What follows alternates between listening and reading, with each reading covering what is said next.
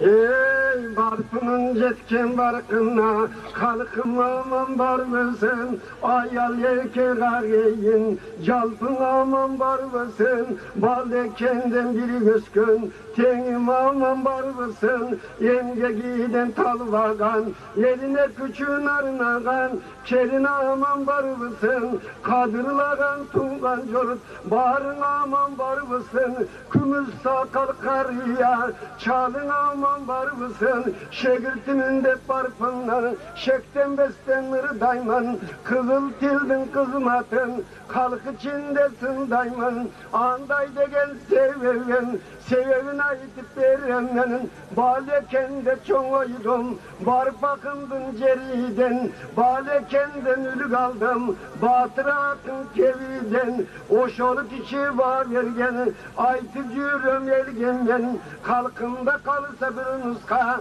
kadırlasa barkıda, artında kalırsa bir nuska, arala yürüsem arman yok, ak kalpak tuğan kırgızka, alır barkı kökte çinlele, kökülü gönc yıldızda, carala teken mundaylar, yalgız olup durmuşta, atağı kaldı kalkınla, ak kalpak eldin carpınla, bağ verip turatı kırgız yürüt, ayıldan çıkan barpıga, tüşünü öttevir daymanı, halkım tuğra sözdün saltına, bağvere turgan sileri da, biz kokşokon carçıga, yaşekenden ırdadım, ceteledi barpakın, jelkemdi tırmap turbadım, tağdırım eken çınında, yaşekende yeri çıktı, özgömmenel murzeke, açılardın kırrına, buyurgan eken nasibem, kevir tanı vagan kevaytara, tayrbe kaydan çıktı devaytara,